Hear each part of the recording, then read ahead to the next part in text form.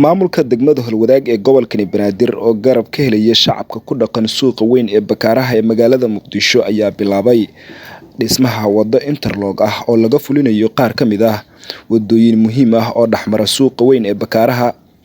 Dhismahan interlock ee laga fulinayo suuqa weyn ee Bakaaraha ayaa qayb ka ah bilic soo celinta iyo nadaafadda degmada Holwadaag.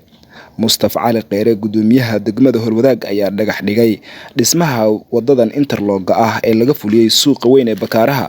Waxa uu bulshada ku dhaqan degmada ugu baaqay in ay kaalin mug leh ka qaataan dhismaha iyo bilic soo celinta degmada Holwadaag. Qaar ka mid ah bulshada ku dhaqan degmada Holwadaag ee gobolka Banaadir ayaa sheegay in ay baahi weyn u qabeen dhismaha wadooyinkan maadaama ay dib weyn ku qabeen isticmaalka wadooyinkan. Bedel weyn ayaa ka muuqdo. Markii hore waxay ahayd horta wadadan oo aan sameynay markii dhiiqa ma aanan ka mari karin hadeertaan hadda wadadana sidii oo kale noo noqonaysa oo dhiiqay ahaan jirtay gurigaanan deganahay marka ka soo degno baaldi biyo aan qaadan jirno lugaan iska dhaqi jirnay wada dhiiqay ahaan jirtay hadeertaan farxad weyn ay noo tahay tani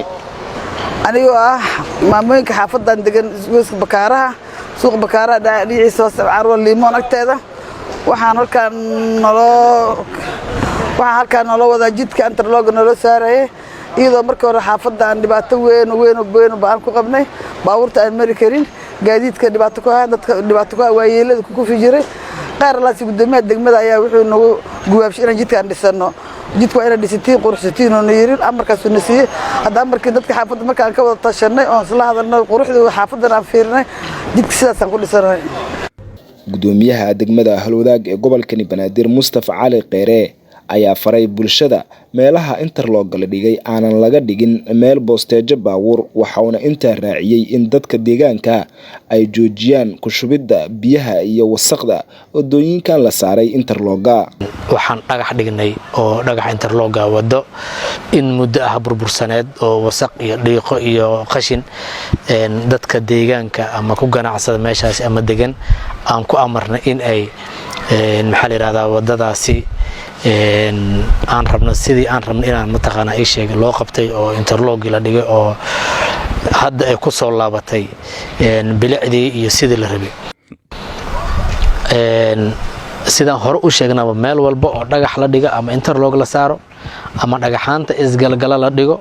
waxa ka mamnuuca busteeja ka mamnuuca waxaan leenahay meeshaasi damba laguma arki karo gabaari la dhigto busteejana laguma arki karo cidii aan ku aragnana waxaan ka qaadi doonaa talaabo waafaqsan